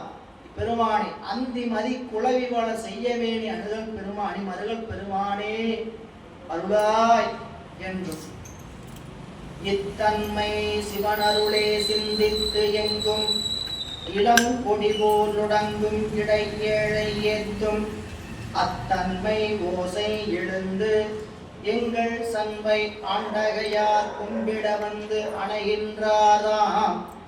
அணைகின்றாதம் மெய்த்தன்மை விளங்கு திருச்செவியில் சாரமேவுதலும் திரு உள்ள கருணை மேன்மேல் வைத்து அன்னம் என அயர்வாழ் மாடு நேடு மாதவத்தோ சூழ எழுந்தருளே வந்தார். இவ்வாறுங்க சிவபெருமானுடைய அந்த திருவருளையே சிந்தித்து வேற ஒன்றையும் சிந்திக்காமல் அழுது புலம்பிக் கொண்டிருக்கக்கூடிய அவள் புலம்புகின்ற ஓசையானது சப்தமானது நம்மளுடைய திருஞான சம்பந்தருடைய செவிக்கு செவி 8 தான். அப்ப என்ன, இரவு முழுக்க அழுது கொண்டிருக்கிறார். விடிய கால நேரம் வரை அழுதாள். விடிய காலை நேரம் திருப்பள்ளி எழுச்சிக்கு நம்முடைய ஞானசம்பந்த பெருந்தகை எழுந்தருளி கொண்டிருக்கிறார். கோயிலை நோக்கி வலம் வருகின்ற பொழுது இந்த பெண் பெருமானை நோக்கி அழுகின்ற புலம்பல். அவள் உலகியலை நோக்கி அழுது கொண்டிருப்பவள் அல்ல. சரிங்களா? இப்படி இருக்கிறவங்களையும் ஆபத்து காலங்களை காப்பாற்றுவது அந்த மனிதாபிமானம். ஆனா பிள்ளையாருடைய திருச்செவி எப்படிப்பட்ட திருச்செவி? மற்ற புலம்பல்களை கேட்கின்ற திருச்செவி அல்ல, சிவபெருமானுடைய திருநாமத்தை கேட்கின்ற திருச்செவி. இப்படிப்பட்ட திருச்செவியில போய் விழுந்துருச்சுன்னு சொல்லிட்டார். இத்தன்மை இவ்வாறு சிவன் அருளே சிந்தித்து வேறொன்றும் சிந்தியாது இறைவனுடைய திருவடிவே சிந்தித்து ஏங்கும் புலம்புகின்ற இளம் கொடி போல் நுடங்கும் இடை ஏழை ஏத்தும். இளம் கொடி முன்னே சொன்னாலீங்களா, இளம் கொடினா ரொம்ப மென்மையா காற்றுக்குன்னா அசைந்து கொண்டே இருக்கும். அப்படி வந்து புலம்பி கொண்டு இருக்கக்கூடிய சூழல் அவ்வாறு இருக்கிறது. இளம் கொடி போல் நுடங்கும் இடை, அசையும் இடை ஏழை. அந்த ஏழைங்கிறது பெண். ஏழைங்கிறது பெண் என்பது, ஏழை என்பது வறுமையை சொல்லுகிறது ஒரு இடம். இன்னும் இந்த இடம் என்னதுங்க, ஏழை பங்காளனையே பாடேலோ என்பவன். அங்க ஏழைங்கிறது யாருங்க, ரெண்டுக்கும் பொருள் செய்யலாம். ஏழை பங்காளன், நமக்கெல்லாம் பங்காளி சாமி. சரிங்களா? என்ன பங்காளி வேணுங்க, நமக்கு தேவைக்கு கூட நிற்பவர் இல்ல. ஏழை பங்காள், பங்குனா ஒரு அம்பிகையினுடைய பாதமா பங்காள், அந்த பங்காளன். அப்படி ஏழை திருவாசகத்துல முடிஞ்ச சொல்லை கையாளப்படுகிறது பெரும்பாலும். சரிங்களா? ஏழை தொழும்பனே எத்தனையோ காலமெல்லாம் அங்க ஏழை தொழும்பனைங்கிறது என்னங்க, வறுமையை சொல்லுவது. சரிங்களா? திருவருளில் என்கிற வறுமை, திருவருள் என்கிற இல்லாத ஒன்று வறுமை, அந்த வறுமையை சொல்ற. ஏழை தொழும்பனா செல்வம் இல்லாம இருக்கிற வறுமை இல்லை, இறைவனுடைய திருவருள் இல்லாத ஏழைனா. சரிங்களா? அப்படிப்பட்ட ஏழை. அப்ப இங்க அம்மா சொல்றார், ஏழை ஒருவன் சொல்றார், ஏழை ஏத்தும் அத்தன்மை ஓசையானது. அப்படிப்பட்ட ஓசையானது எப்படி சொல்லி அழுதுட்டு இருந்தா, என்னென்னலாம் சொல்லி அழுதா, பெருமானே காப்பாத்து, பெருமானே அருள் செய்யே அப்படின்னு பெருமானுடைய திருவருள் பிரதாபத்தை எல்லாம், சாமி என்னென்னலாம் பிரதாபம் செய்திருக்கு, அவருடைய கீர்த்தி என்ன, அந்த கீர்த்தியெல்லாம் சொல்லிக் கொண்டு அழுது புலம்பிக் கொண்டிருக்கிற அத்தன்மை ஓசையானது எங்கள் சண்பை ஆண்டகையார் கும்பிட வந்து அணைகின்றார். அவர் கோயில் திருக்கோயில வழிபாடு செய்கின்றதுக்கு வருகிறார். அவர்தம் மெய்த்தன்மை விலங்கு திருச்செவியில் சாரமேவுதல் சொல்லாச்சு. திருச்செவி எப்படிப்பட்ட செவி? மெய்த்தன்மை சார விலங்கு திருச்செவியில் சாரமேவுதலும். இந்த திருச்செவியில பெருமானுடைய புகழை தவிர வேறு புகழ்கள் கேட்காது, கேட்கக்கூடாது. நமக்கெல்லாம் கேட்கும். சரி, நல்லா திருமுறை பாடிட்டு இருந்தாலே, திருமுறை ஓசை கேட்டு இருந்தாலே, வெளியே யாராவது சத்தம் போட்டுருந்தாலும் அந்த ஓசைக்கு அறிவு போகும். இல்ல, இது அந்த திருச்செவியை சென்று மெய்த்தன்மை மட்டுமே பொறுத்து இருக்கக்கூடிய அவருடைய திருச்செவியில சென்று சேர்ந்தலும் திருவுள்ள கருணை மேன்மேல் வைத்து சிவசிவா ஒரு பெண் குழம்பி கத்தி கொண்டிருக்கிறாளே, அழுது கொண்டு சத்தம் போட்டுக் கொண்டிருக்கிறாள் என்று திருவுள்ள கருணை மேன்மேல் எழுந்து அன்னம் என அயர்வாழ் மாடு அப்படி ஒரு அப்படியே சோர்ந்து கிடக்கக்கூடிய அவருடைய அழுகாமையில் சென்று மாதவத்தோர் சூழ எழுந்தருளி வந்தார். மாதவத்தோரை அடியார்கள் குடை சூழ அந்த பெண் இருக்கிற இடத்துக்கு சாமி என்ன பண்றாருன்னா எழுந்தருள்கிறார். சிறபுறத்து மறையவனார் சென்று நின்று சிவபெருமான் அருள் போற்றி சிந்தை நைந்து பரிபுருவாள் தனை நோக்கி பயப்படேல் நீ பருவரலும் நும் பரிசும் பகர்வாய் என்ன கரமலர்கள் உச்சியின் மேல் குவித்துக் கொண்டு கண்ணருவி சுரிந்து எழிய காளி வேத புரவலனா சேவடி கீழ் வீழ்ந்து தாங்கள் போந்ததுவும் புகுந்ததுவும் புகழலுற்றாள். சாமி பிள்ளையார் வந்து இந்த பெண்ணுடைய அருகாமையில் சென்று பெருமானுடைய திருவருளை சிந்தித்து, மா பயப்படாதீங்க, அஞ்சேல் என்ன நடந்துச்சு, எடுத்தோன்னு என்ன நடந்ததுன்னு கேட்கல, பயப்படாதம்மா என்ன எடுத்தோன்னு என்னன்னு கேட்கறதுக்கும் சொல்ல ரொம்ப நுட்பமா சீக்கிய சொல்றாரு. சரிங்களா, எடுத்தோன்னு வந்து என்னாச்சு பயப்படாதம்மா என்னாச்சு உனக்கு அப்படின்னு இப்படித்தான் தொடங்கலாம். ஏன்னு கேட்டீங்கன்னா முதல் தேவை அவங்களுக்கு என்னன்னு கேட்டீங்கன்னா என்னாச்சுன்னு பரபரப்பு ஏற்படுத்துறதுல கவலைப்படாதீங்க ஆறுதல் சொல்றது. கவலைப்படாதீங்க நல்லது நடக்கும், கவலைப்படாதீங்க ஆறுதல் சொல்றது. என்ன ஆச்சுன்னு அந்த பரபரப்பு ஏற்படுத்தாம அந்த பெருமானுடைய திருவுருளை நினைவு சொல்றார். சிறபுறத்து மறையவனாராய பிள்ளையார் அயர்ந்திருந்த அவள்வாள் சென்று நின்று சிவபெருமானுடைய திருவருளையே போற்றி சிந்தித்து நைந்து பரிவுருவாள் தன்னை, பரிவுள்ள கவலைப்படுவாள் தன்னை நோக்கி நீ பயப்படேல் பயப்படேல். அதனாலதான் நாவுக்கரசு பெருமான் கேட்கிறார், சாமி வயிற்று வலிக்குதுங்க சாமி, சரிங்களா, நீங்க வழியை மாத்துறது அப்புறம் பயப்படாதே ஒரு வார்த்தை சொல்லலாம். அஞ்சேலும் எண்ணி நெஞ்சமுமக்கே இடமாக வைத்தேன் நினையாத ஒருபோது நெறிந்தேன் பஞ்சம் எதோப்பது கெட்டறியேன் வயிற்றோடு தொடக்கி முடைக்கிற நஞ்சாகி வந்தனை நலிவதனை நடுகாமல் துறந்து விடீர் கறந்து விடீர். சொன்னா நீக்குங்க, எப்படி ஆப்ளிகேஷன் வைக்கிறார் பாருங்க.